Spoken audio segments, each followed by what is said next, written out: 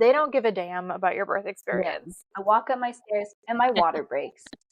I was like, oh, thank goodness I held in that fart. Because could you imagine my water breaking all the way up 45 minutes north?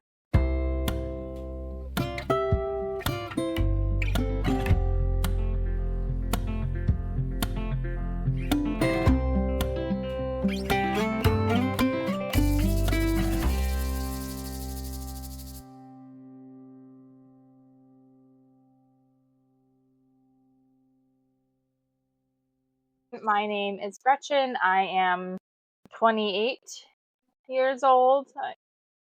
I think. I'm pretty sure. I'm 28. Yeah, I'm 28. I have 2 kids. I have to think about it because I stopped counting after I hit 25. I was like, there you go. I have 2 kids, a 2.5-year-old and a almost 9-month-old, but 8.5-year-old at this point. I have my wonderful husband, Nate, and we have 2 dogs. Okay, so what got me into being a doula was that I was really nervous for my upcoming birth with my first son. I had this irrational fear. Like, there was no medical reason for me to be afraid, but I just had this feeling and fear that I was going to die giving birth. And I never told anyone that actually until I was like 36 weeks pregnant, and my doula is like, are there any other concerns that we should talk about? And I was like, I'm afraid I'm going to die. And I don't know where that's coming from, but probably the media, TV, movies, books, whatever. And then birth was tricky. I had a lot of unwanted and potentially like traumatic experiences throughout pregnancy because of the providers I was seeing and their overly cautious approach to things that just didn't really align with me. And I ended up being induced, which I still to this day think was completely unnecessary. But I am glad that I had my doula there and that she had helped us all the way up to that point and given Nate all the recommendations for books to read and how to prepare for himself. And so I was able to go through the induction, and I didn't have any pain medication, which was really nice, and it was really hard. But that in itself, I think, caused some like emotional trauma from the labor itself because it was just excruciatingly painful with the induction and constantly having to advocate for myself. My mental state was just not in a good spot. And so afterwards, I just thought, oh my God, if I had gone through all of this without a doula, I don't know where I would have been. Like, I already struggled with postpartum depression, and I still struggle now thinking about that birth. I will say I loved my doula. She was wonderful, but she dropped the ball, in my opinion, postpartum. I don't think we had a single postpartum visit. She came to pick up the birth tub from our house because another client needed it. And it was like a 5-minute, hey, how are you doing? Great. Okay, thanks for the birth tub. And then I like essentially never heard from her again. Yeah. And maybe it's because Nate was so involved, but I honestly don't remember her other than her feeding me after like John was born. Really? When I was like in labor. Yeah. So she may have been guiding Nate, but he also took it very seriously to read The Birth Partner. Oh yeah, my husband loved that one. Yeah, it's a great book. I recommend it to everyone. Yeah. I actually gave it to my cousin because she's pregnant now, and so I like often want to like go back and like read different things because it's just like so intense in some areas. And I've read it several times, and I could read it again and learn something new just because there's so much information in there. But I don't really remember her while I was in labor at all.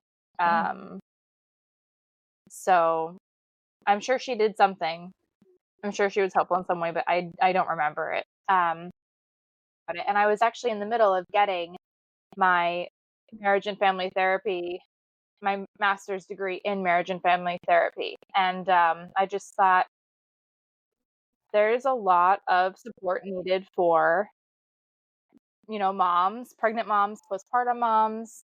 And the next step, well, I had like a couple more classes to take. And then the next step would have been like a year of practicum and internships, all unpaid. So I would have had to go work at least part-time, but with the degree and the licensure that I was going for, it's hard to get hours because, from my understanding is anyways, how it was explained to me, you need to have someone actually in session to count an hour as an hour worked. And if someone doesn't show up to their appointment, which can happen often at different sites that you're internshipping at, I don't get to count that hour. So it could just be harder potentially than someone who's getting a professional counselor's license or a social worker license. You can count hours worked in the office with administrative stuff. Anyways, that's probably not very important, but I didn't want to go to work for a year. I wanted to stay home with my son.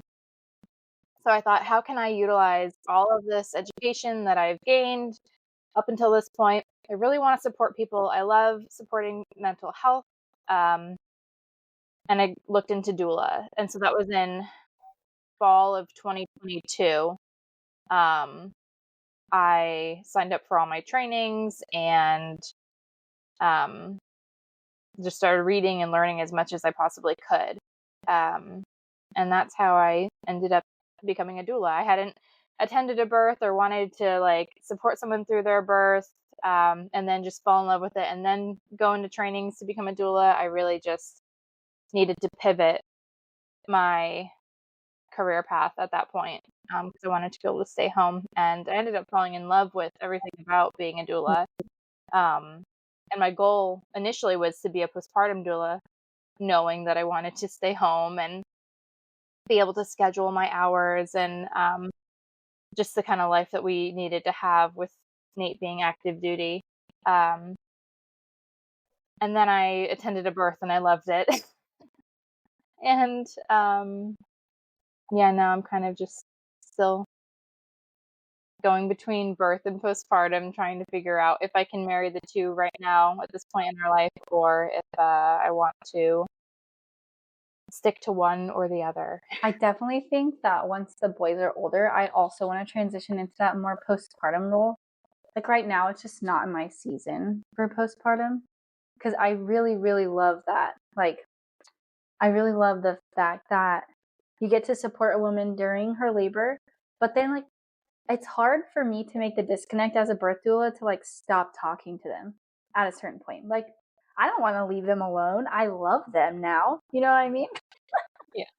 Yeah. I watch them bring their newest blessing into this world. I can't just leave them.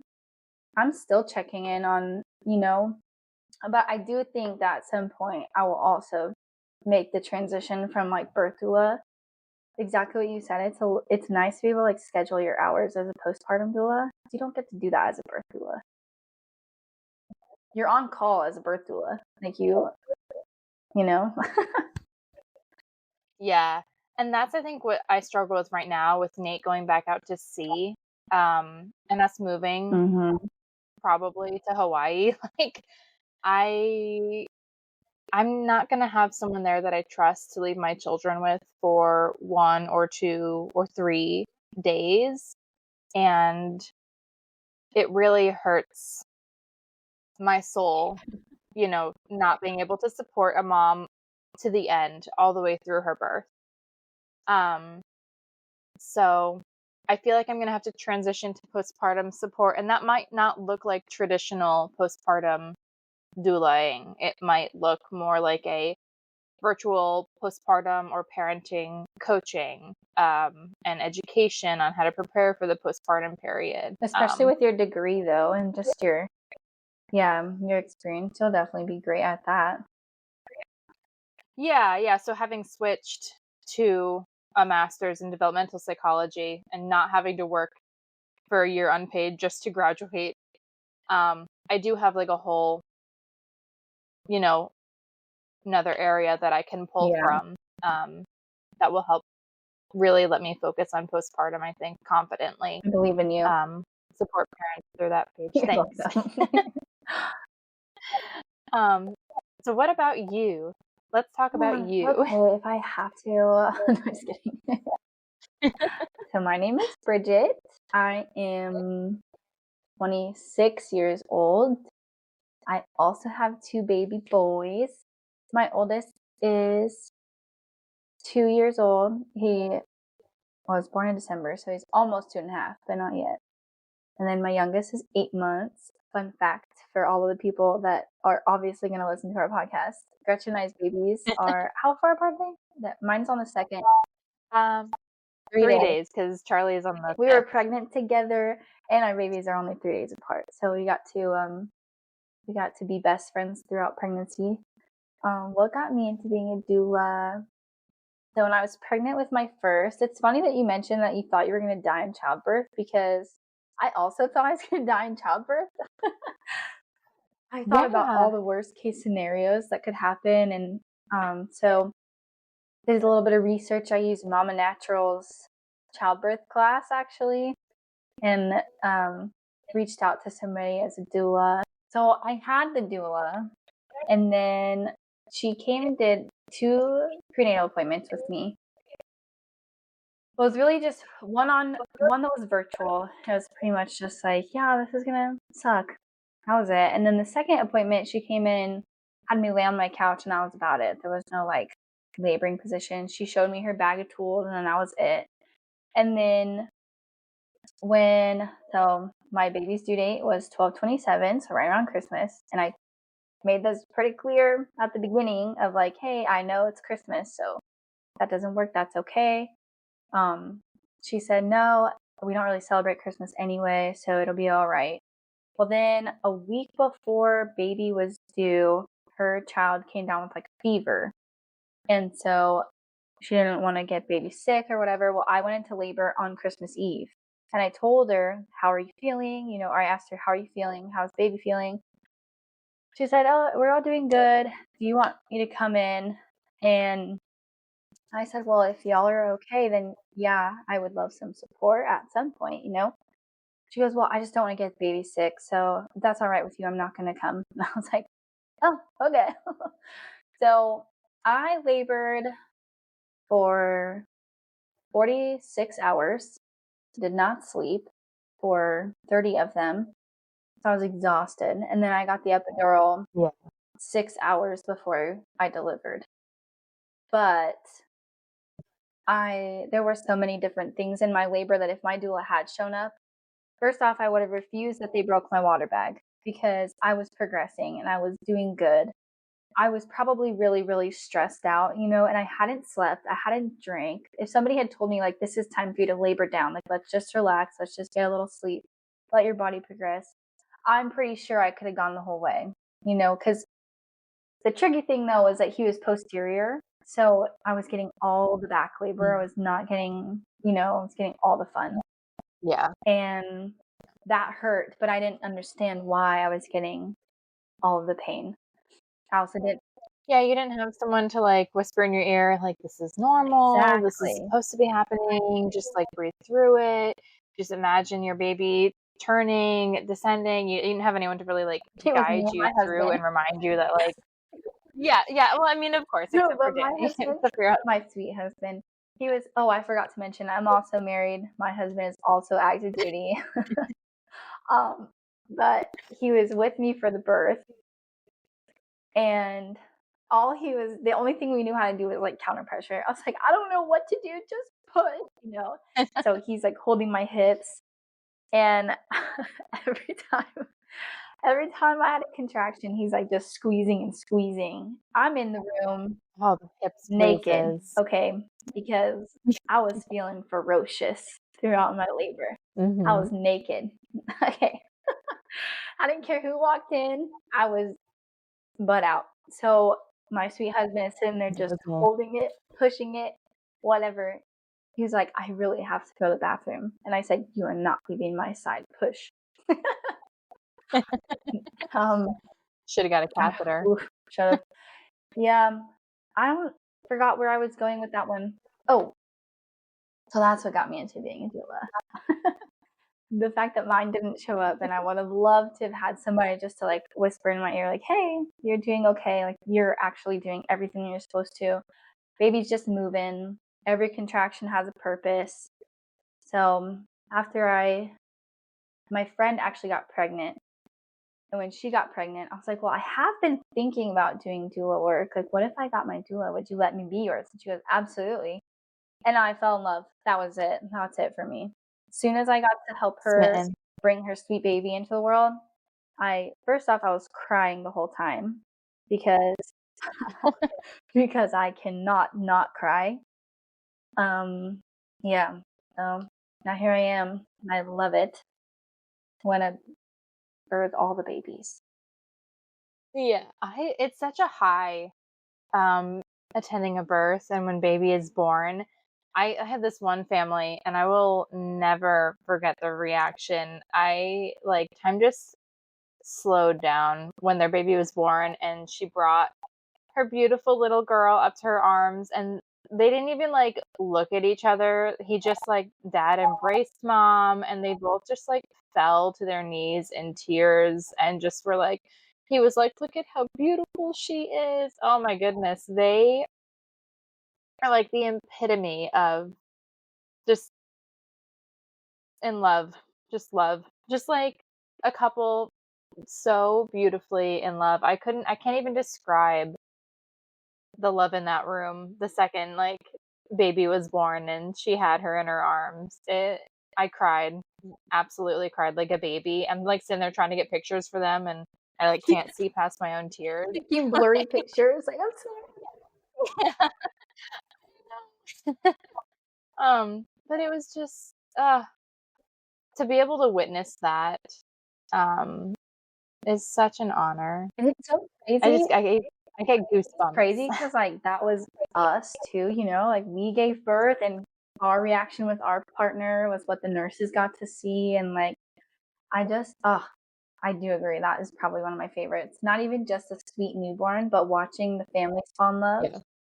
My last client that I had, her delivery was so sweet. She had her goals and she met her goals. The only thing she wasn't able to do was deliver unmedicated, but that being said, she handled it like a freaking champion. And once she got the epidural, her body was ready to deliver right then and there. Sometimes, you know, you're just so tense, like just a little bit of relaxation does it for the mom.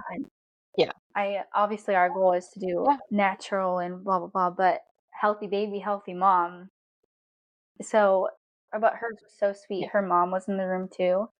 And watching the mom watch her baby have a baby. Oh my gosh, Gretchen. The pictures, first off, I'm sitting here like, okay, mom, you go and hold the leg now. Like, I'm not going to coach her anymore because baby's right here. So it's you go be with your daughter. And I'm over here like trying to get pictures, trying to not get the vagina in the pictures, you know? Yeah. It was funny. So actually I had a couple and it's actually the same couple that was just like exuding love with each other. Her mother unfortunately is passed and they had a picture of her mother that they brought to the room with them. And I was getting pictures throughout her labor and there were a couple pictures in there and I'm not religious, but I'm definitely like spiritual. And there were a couple pictures out in there where it was like unusually bright, like above her and like near her. I got goosebumps. Yeah, so I sometimes think about that, and I love those pictures there because it's like I would take them, and maybe it was lighting, but like maybe not. I like to believe in that. Yeah, you never know. I mean, I actually had a client as well. Her mom had passed, and that was one of the things that she was talking to me about. Like one thing that was really sad to her about not having her mom in the room. And so my recommendation was maybe just like have a piece of jewelry or something that your mom gave you, or like look at something. She had a necklace with her mom's ashes, if I remember correctly. And so I said, it's not ideal, but like wear the necklace. You know what I mean? Like have your mom there with you. Yeah. because she was really sad Yeah. about, I mean, rightfully so. I would be sad too. Yeah. I mean, I love my mom to death. I love her so much, but I think I might want her in the room for another birth. But she's very medical. She's a nurse. She has her doctorate in nursing. She is like medical system. She is like trying to be more holistic and like take a step back and try to like do some like low intervention stuff now, but I think that she would have just reverted to like nursing education when the doctors would say, "Oh, this and that," like during my birth with my like labor with John at least, because I was induced and oh, he doesn't have good readings, Yeah. like, and it's like, okay, well, there's like synthetic oxytocin running through his veins, which is gonna like cause bad readings. So like, I don't think I don't know. Like, there's a whole so much we're gonna get into, but like, um, I think that I was so nervous, especially with my first, that I just did not want to deal with any energy that wasn't going to be supportive of as little to no medical intervention as possible, unless like absolutely needed. Because like I struggle with sometimes saying no intervention or low intervention because hopping in the tub is an intervention. It's not a medical intervention, but it's an intervention, like hip squeezes, counter pressure. It's an intervention. You're like intervening with the natural process to help someone cope Yeah. with it. So like, it's all semantics though, but like like a hands-off low medical intervention birth. And even with my second having shoulder dystocia, like I think she would have potentially, because it's her grandson and her daughter, she may have brought in concern where I didn't want it. Because even with him being like having shoulder dystocia, I was like, okay, like I trust my midwives. I'm just gonna do what you tell me to do, and it's gonna be fine. Like I'm not worried. I'm not concerned for him at Yeah. all. I think I was like concerned for a moment because he was born and they cut his cord immediately and like took him to the warmer, and knowing like why, I'm not like mad that they did that, but I was like, is he okay? And then like 2 seconds later he cried and I was like, okay, he's okay, we're fine. Yeah. But yeah, he had a nuchal cord, which isn't an emergency. The cord being wrapped around Yeah. a neck is not an Every baby has emergency, but it was also like being compressed because it was around the neck and it was shoulder dystocia. So by the time he was born, his umbilical cord was already white when he was born because of the compression not letting the blood flow through. So it's like, why not just cut it and get him over to the warmer so we can like, wake him up, because he was like in a tough spot for a bit there. But he bounced back, so like you would never have even guessed that like there was I an don't issue. think I knew that. I don't think you shared that with me. Yeah, I didn't go into too much detail with people because then they get all concerned and scared, and it's like, he's like so healthy. Yeah, that's fair. There's not a single thing like that anyone has ever pointed out as being wrong or concerning. Like he jumped, I think he had like a 6 for his APGAR scores, and then he went up to a 9 within like the 2 or 5 minutes. What I read is normal, because like your initial one, they come out and they're bruised and everything. Like they were just cramped in this tiny uterus, and now they're out in the whole world, and now they can do all these things. They were swimming in their own water. Charlie did have like bloodshot eyes for like 2 months, and he had a lot of bruising on his face, but like also with all the trauma, like that's I think to be expected. Victor was so because I was in labor for so long, I think around like 10 in the morning on the 26th, my labor had stalled a little bit, and so they were like, do you want us to pop your bag? And I was like, I mean, sure, like I'm having contractions, because my water had already broken too. My water had just like oozed out at like midnight on Christmas. That's why we went in, because I was like, oh, my water broke, I'm in labor, it's my time. It wasn't though. Yeah. I should have just stayed home. Anyway, so they were like, do you want us to repop your bag? And I was like, sure, go ahead. And I think that that's where it all went wrong. Because as soon as I introduced that one, I was losing fluid because my bag was popped. I wasn't drinking because I was so stressed out, anxious. Also, I was in pain. I was having contractions and I didn't have anything to like solve the pain, And so wasn't Yeah. drinking, wasn't doing any of that. I didn't know to, which kind of sounds silly because you're losing fluids, you should, but it's okay. Think about it if no one teaches you It's that, not, though. no. Like, and even if someone does teach you that, like, there's so much going on, which is why it's good to have, like, a doula. It's funny because now with my doula care, I'm like, do you want some water? Do you want water? Let's drink some water right now. I know, I'm, like, annoying with it. But I don't want them to have what I had. So after my water broke, obviously there's no fluid in there. I'm still laboring. My water had been popped. So then they're checking my temperature, because my bag is popped. So my risk for infection goes up. So then I'm Air yeah, quotes. you like that. So I'm just laboring. I did. I figured for the listeners, they wouldn't see that. I think once I hit transition, that was the moment that I was like, I can't do this anymore. And I think that's when I hit transition because I felt the urge, that like fake urge to push around like 8 centimeters. So I had that, but I didn't know that's what it was. And so I pushed. And I think with that, I bruised my cervix. And so that's why it kind of shut a little bit and stalled. And so my labor, I was like, I really can't do this anymore. I'm tired. I don't want to do this. The midwife came in because I was making animalistic grunt noises. I'm sitting on the floor going, And so she comes in and she's like, that sounds like you're in labor. And I'm like, well, yeah. What do you think? I'm on the labor and delivery floor. I don't know what to tell you. And they said, okay, we'll get you the epidural. They were really quick to just give it to me instead of being like, well, what if we try a different position? Every position I wanted to try, there was no getting into it. She asked me if I wanted to lift my leg. I said, I'm not lifting anything right now. I'm hurting. So got the epidural. And then obviously things stalled. They gave me Pitocin. They gave me all the things.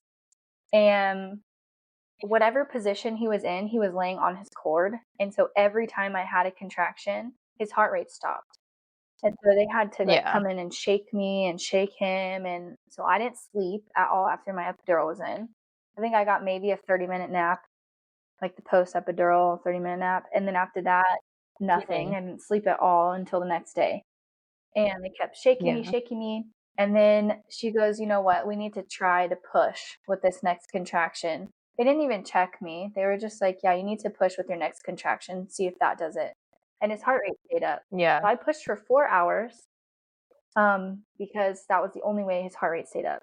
And then this doctor, who I had never seen in the entire 40 weeks of care at this place, comes in and goes, we're going to have to use the vacuum on you. And I said, no, you're not. You're not using that on me. She goes, well, you need to get this baby out. If you don't get this baby out, we're using the vacuum. And I said, well, I'm for a C-section. So forceful. How about that? She goes, well, that'll take too much time and it actually doesn't work that way. And I said, well, I know my patient rights and it does work that way. If you can get an emergency section in, you can get me in. But see, I should not have had to do that while I'm in labor, having contractions every 2 minutes. I am often so quick to demonize medical professionals, obstetricians, and I know that they are concerned about physical health and like loss of life and all this stuff, and the statistics for so many things that they make seem like such a big issue are so low most of the time. And they don't care at all about your birth experience. Like some of them do and they try really hard, but for like the most part they're like, no, like I'm afraid to get sued and I have to make sure that mom and baby come out with as little like physical issues as possible. But they don't think about how, one, it's probably going to be okay. Statistics show like it's probably just going to be okay. even if you're seeing these dips in heart rate, these decels, like so many home birth moms have decels and you just don't know because they're not continuously monitored. Like it's just part of labor for the most part. There are concerning decels for sure when the heart rate dips, like, and there is definitely a reason for medical interventions that we have. That's why we've perfected them, for the most part. But it's such a small percentage of the population, but yet every pregnant person gets the same treatment of like being overly cautious because you can't tell who's going to need the intervention and who's not. So we're going to just try and prevent it for everyone. But for people who really want to like be in touch with this process and like help it, have it be a part of their like origin story as a mother, their like transition into motherhood, for people who really want to experience it as nature intended, they don't give a damn about your birth experience. Like, I will say they don't care. My second birth, even though I went into it with so much anxiety, so I do think that if I had had a doula for my second birth, it might have been a different outcome, but I don't know, because I walked into that birth with so much anxiety about all of the things that happened with my first. And I was like, if this, and this happens, I'm getting the epidural and I'm just letting it coast. And this, and this happened. Like I wasn't having contractions. So my birth story for Christian is, I don't even, so, okay, fine, I'll tell it. Don't worry, Gretchen, don't beg me. So, Please. Long story short, disclaimer for whoever's going to listen to this, I have no filter, and here we go. So I went and got a Brazilian wax up in Providence, right, 45 minutes from me. While I'm there, I'm like, I have a fart. And I apologized to the wax lady. I was like, listen, I'm so sorry if this comes out. I just want to apologize. But I held it in, right? I drive all the way back home and I'm holding this fart in. Okay. And as soon as I get home, I let it out. And I was so relieved. I walk up my stairs and my water breaks. I was like, oh, thank goodness I held in that fart. Because could you imagine my water breaking all the way up 45 minutes north? Oh. Although I do think that if I had let it out up there, that would have helped some contractions come along. Because my water broke and no contractions. Yeah. At all.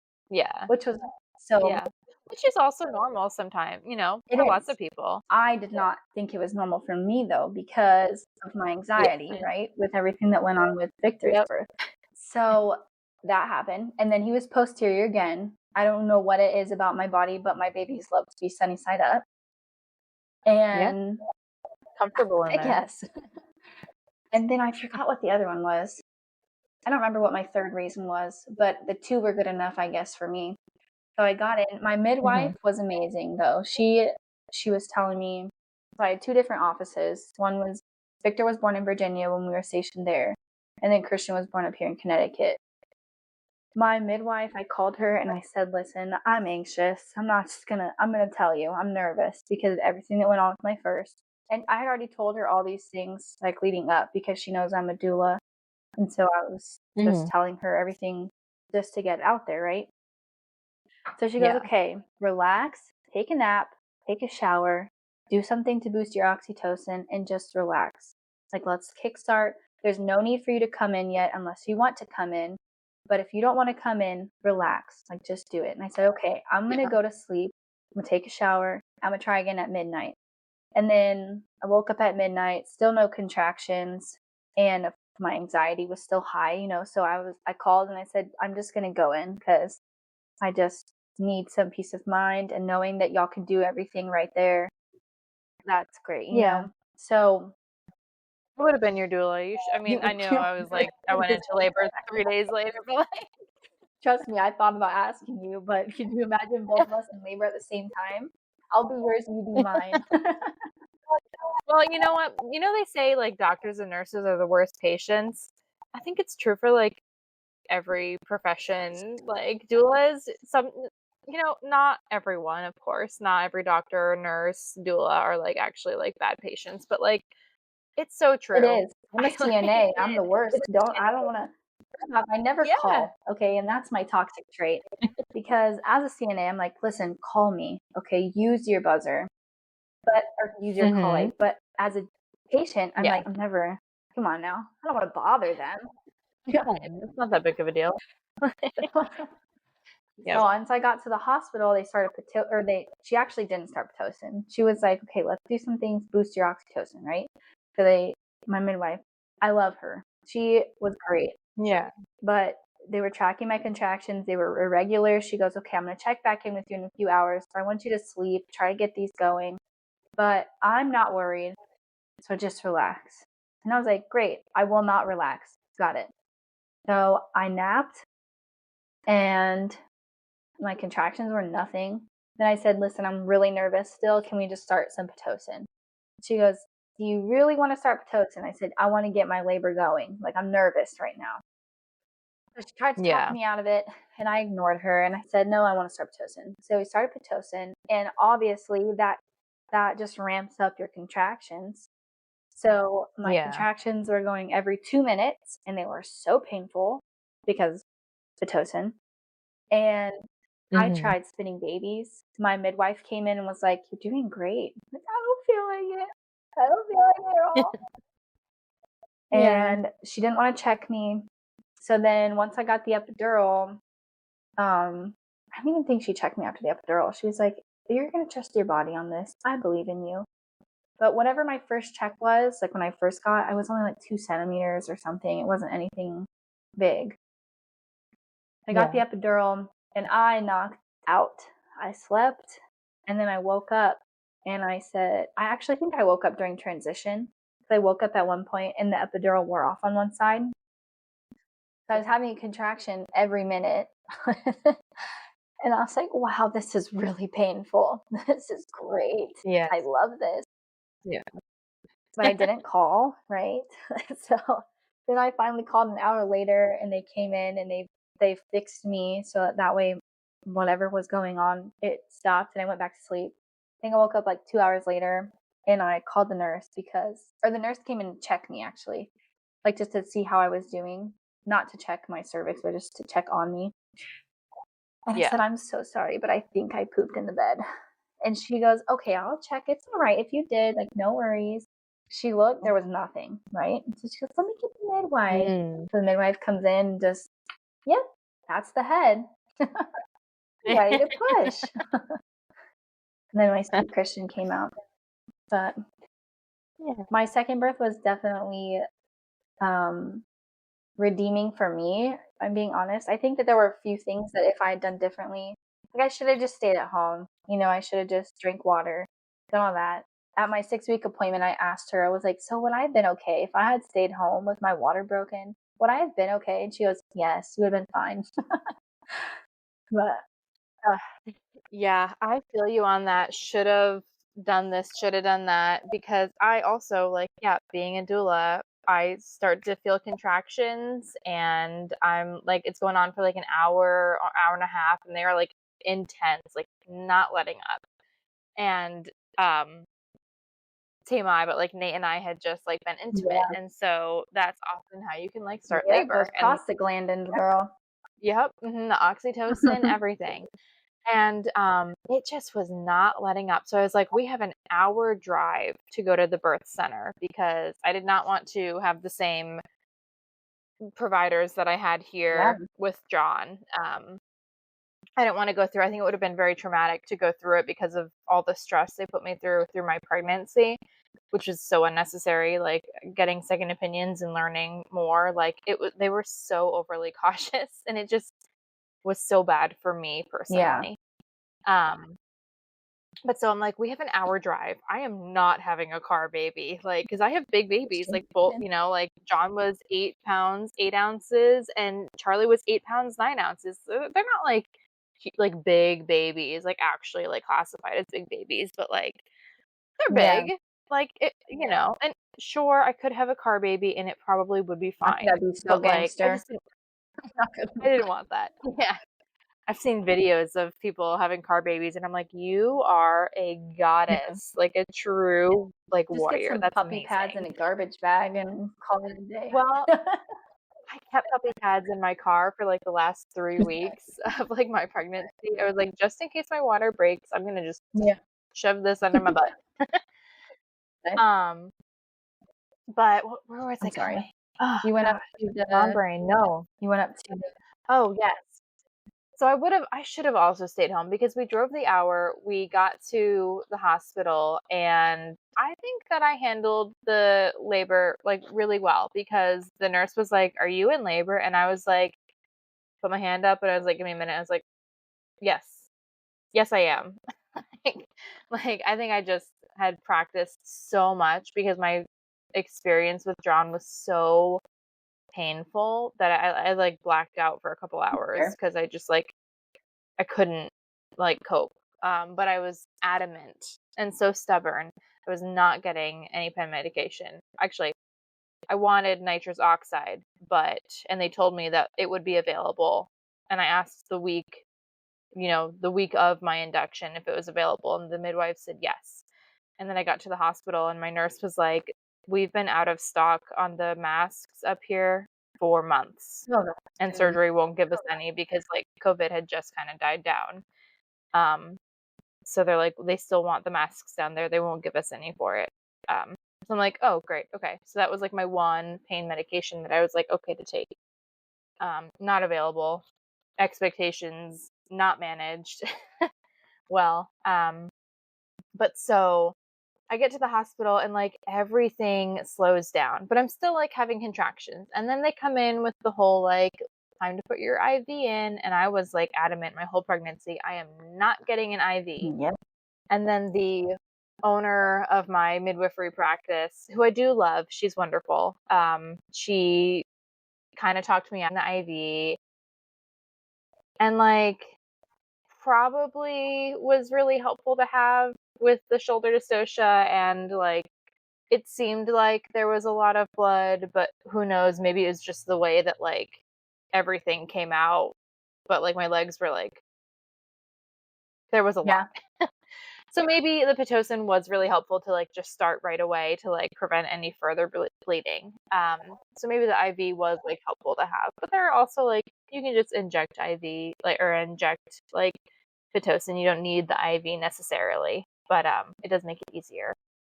Anyways, they tried to place the IV 8 times. Good. And I was bruised. While you were having contractions too, huh?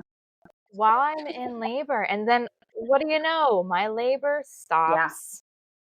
Yeah. And I'm like an hour from home, and I'm like, I'm not going to get in the car, get home, and have it start up again and then have a car baby. Yeah.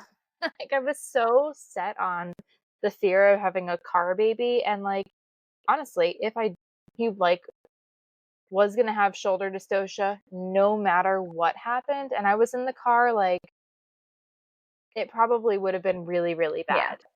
Yeah. So I didn't want to leave the house, but I was also, or didn't want to leave the hospital with my like labor just like stopped, like no contractions, nothing. And so I worked tirelessly like all night to get them back into like a good rhythm. And I was like 7 centimeters dilated. And so technically, yeah, well, so like technically I'm in active labor, but like I also just dilate really easy with like both John and Charlie. Like I was already dilated like 3-4 like centimeters, I think it was 5 centimeters when I went in with John for my induction. Like I just was already like dilated a bunch. Did you eat like eat a bunch of dates or drink something or? I did. I did my raspberry leaf tea from like 20 weeks on. I did lots of dates. I was very active. Got it. I went to the gym. I did like bar classes 3 to 4 times a week with John. Like my last bar class with John was like 3 days before the induction, and I was still just like working out. Like I just really wanted a good birth. With Charlie, I didn't do as much because I had John, but I tried to be as active as possible still. But I think it's just my body. I think it's just how my body is. And I did do the evening primrose pills. I inserted them vaginally. And there came a point where they were like not staying in. They just like kept falling out. And I was like, okay, well, like, I guess I don't really need them then if they won't even stay. Yeah, fair. But I think everyone's different. I don't think that it's necessarily anything that I did. Maybe it helped a little bit, but like, I don't think that anyone listening should think that if they do X, Y, and Z also, that That's a they're good also point, going to because be like that much, I ate dates, I dilated. drank the red raspberry tea, and nothing. Yeah. Yeah. No, exactly. So I think it's just, You're just a lucky one. I think I'm just like, yeah, quote unquote lucky in that sense. But yeah, my labor stopped. I tried the, nipple stimulation. I tried, resting. I tried eating. I tried like all the different positions and movements, trying to engage, and try and restart contractions, and nothing was going on. And, like, I mean, when I did my like power pumping to do the nipple stimulation, I did get contractions, but they would like fizzle out after an hour. And so it was like I went in to the hospital. I think we left my house at like 2. So I got to the hospital around 3. We had bought Wendy's because I'm like, I'm so hungry. We didn't eat lunch because I was like starting to be in labor and like not thinking about eating and not hungry. And now here we are, and I know I'm going to get into the hospital, and like, None. I'm probably not going to like what the hospital has. So, and Nate's like, I'm so hungry. So we bought Wendy's, and which is like our biannual like fast food Respect. binge. These are delicious. Well, for me anyways, I can say for me, I don't know. I think Nate eats a lot more. Like working on base, they're always ordering out, it seems. But I don't eat fast food very often. And I was a little bit concerned about that because I thought it was gonna like spike my blood pressure, and that kind of goes back into the trauma of like my first pregnancy and everything, and I was terrified of that. But I get to the hospital and like everything is slowed down, and I'm trying. It wasn't painful, which is why I like couldn't talk through the contractions. I was just trying to like will them to like get stronger again. I was like, okay, just please get more intense, like, because they were really intense on the car ride up. Um, but I got there and they admitted me because I was 5 centimeters, and it was also pouring that day. Otherwise, I would have just like left and gone to a nearby park and like walked laps. But I was like, I'm already 5 centimeters. I am feeling contractions still, and it's been a couple hours at this point, so we'll just like stay because it took an hour. Like it took an hour or more for them to actually admit me. After triage and everything. Where was it going? Oh, so yeah, we got there about 3, I think, and then it wasn't until like 4 a.m. the next day when I agreed to have my water broken because it just like was stopped, and I was like, okay, I'm not gonna go home and then have a car baby. I was so afraid of having a car baby. It's not in the cards for you. Baby. I did not want it, and because it's an hour drive, it was making me really nervous.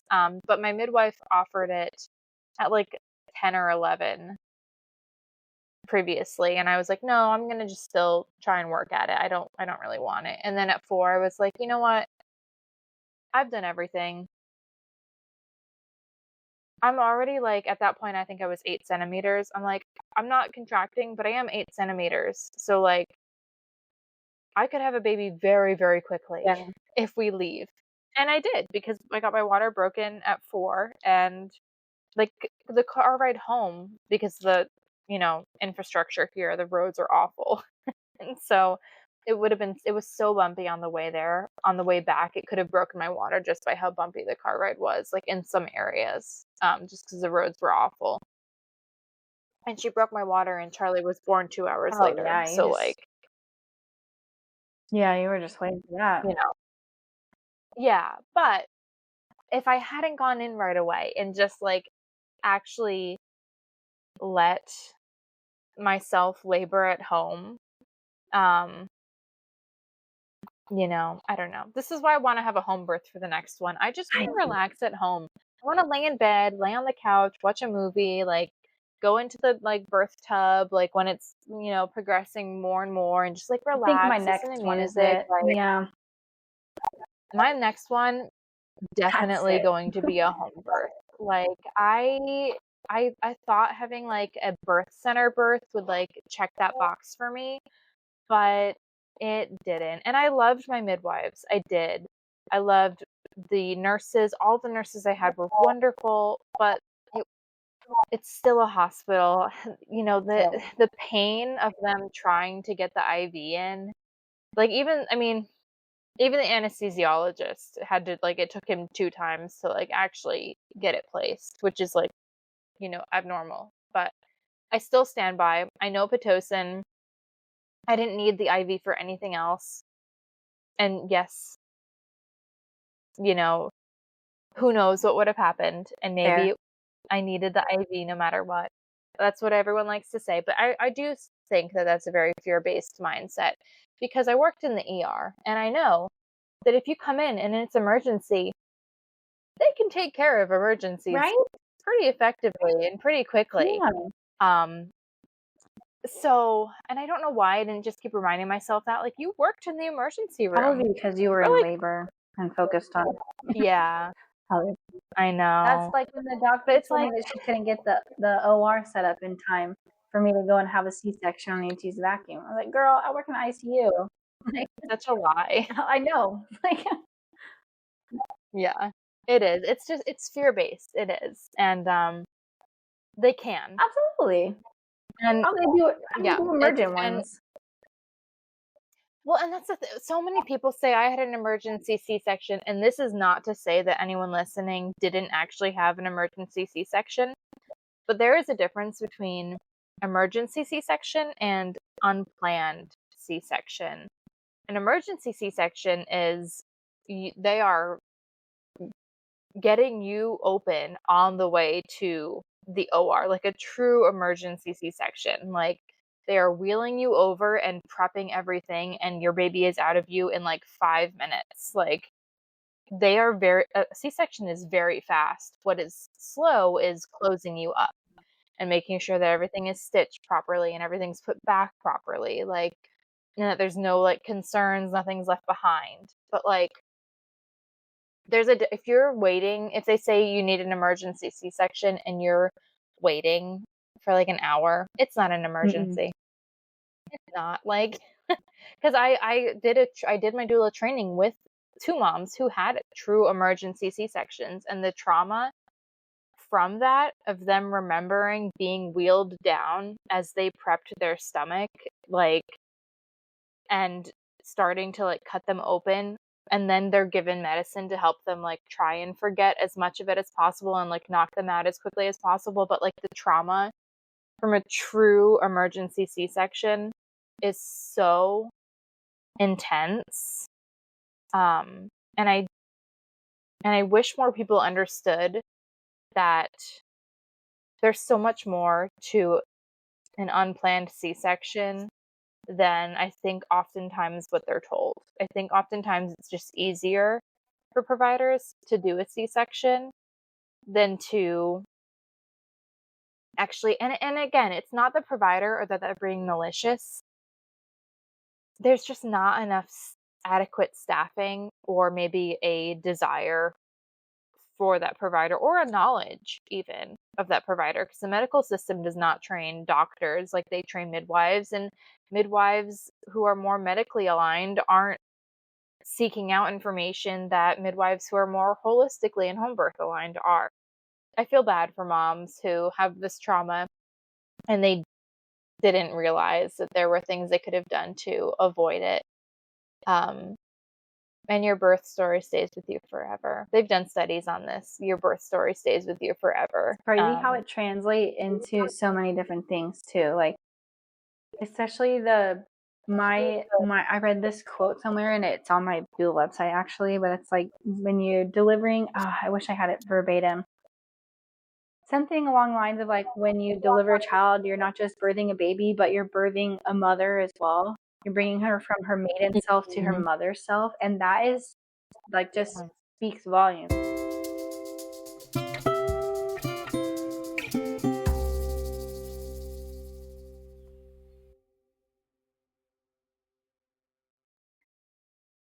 So we did go off on quite a few tangents, and I can't say that every episode won't be like this one, because we might just keep going up on tangents.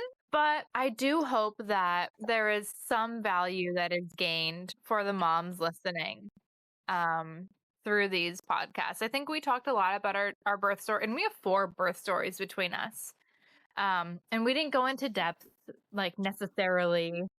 We kind of did in some areas and kind of didn't in others. But I feel like we gave a lot of information, and if nothing else, I hoped that, like, normalized someone else and what they were feeling and what they were wondering or thinking or what they experienced. Yeah, I'm really excited for this podcast just to, like, I don't know, exactly what you said, just to really make it seem more normal. We did go off on a little tangents. I also will say that will probably happen again because I love it. I really hope that this just shows other moms just, like, that they're not alone, you know, because I really felt alone for a lot of my journey. So, you know, Yeah, if I can help people know that they're not.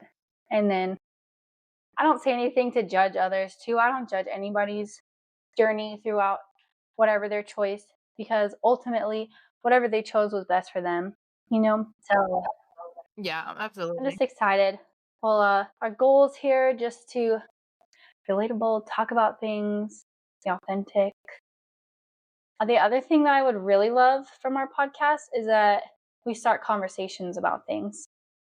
You know, like we just start talking about postpartum rage or postpartum anything, or just making it normal, because it does happen and it's not something to be ashamed about. You know, I'm excited for what this is going to be. And I'm excited for the guest speakers. Oh. I am too.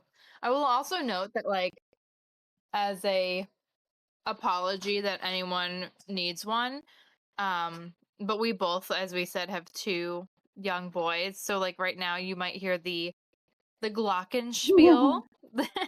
It's like the xylophone that's, like, made out of metal is, like, technically called a glockenspiel. And my 8-month-old is playing with it in the room with me because he was really, really sad and wanted to be with me. So there might be, like, Baby noise. there might be noises. Yeah, there might be noises from time to time. And if that offends you, get out. Period. No. No. It might not always be the prettiest sounding podcast, but maybe one day we'll get there. Yeah, like you said, our goal is to be relatable. And right now, we have young kids. Also, I do want to say that I do want my mom to be able to listen to this podcast, and I would love for, my other people.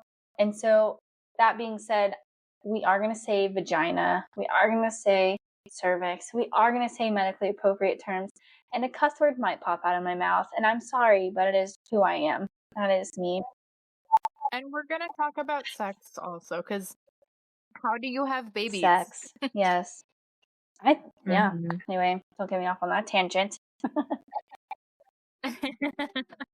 Yeah. Well, I think a good goal is for this podcast is that we want to turn things that are historically seen, or recently historically seen as taboo, and normalize them. Just make people not afraid to talk about it, because not talking about it is how people suffer. And we don't need to be suffering in silence out here. Suffer in a group. Yeah. I like that. We can all suffer together. No, I'm just kidding. Yeah, I think suffering is less when you have a group, which is why they say, like, it takes a village. And this is a whole nother topic for a podcast episode, but, like, they don't tell you that the village is not waiting for you, and it's really hard to grow. Well, look at us. I'm finally growing a village, and y'all are leaving me. I know. Well, we have, like, what is it, the 4th month? We have 8 months together before I go. But you'd be leaving anyways, like, very shortly after. So we'll have the virtual village then. Yeah. Yeah, exactly. One of the best pieces of advice, and this is for any, like, military spouses or any spouses like of families who like move a lot, but I keep seeing this piece of advice is to keep your circle small. Focus on a few really good friends who like make your life better and easier, and keep your circle small. Because if you have like a million different friends but like not really anyone that you can rely on, what are you going to do when times get really, really hard? Especially for military spouses, when your spouse is deployed. Like, if you're just friends with everyone, but you don't have anyone that you can really, like, rely on, it's going to be lonely. Quality over quantity. That's a good, yeah. I like that. Absolutely. I like that advice. So at the end of our podcast, we're going to try to end with something positive just for y'all to like look forward to, because I don't want to be a naysayer and then just you are all negative about it, you know? So I guess one of my favorite things about being a mom of two now is, now that I'm out of the trenches, right? I love watching the boys interact with each other. It is just so sweet. Watching Travi and Christian laugh together. Oh, it's just so kind. It's just so sweet. It makes my heart swell. And it also makes me want my third baby so much sooner. But I second that so much, especially the third baby. But I also really want 4 kids, and like people who have 2 or 3 kids and would never want a 4, you might be rolling your eyes, but like I've always wanted 4 kids, and I feel like the way to do it, because we're moving to Hawaii where I have like essentially no one. I have like 2 friends from high school, but I haven't stayed in touch with them too well. I feel like I need to take a break with kids and then have 2 more. together, right? And that's how I'll get my 4 kids. I am on that Yeah. same page. Because if I have a third right now and Nate goes out to sea and I'm alone with a newborn and like 2 boys, I think I'm going to like go insane and not want a fourth. And then I think I'm going to be sad when I'm like 50 that I don't have 4 kids.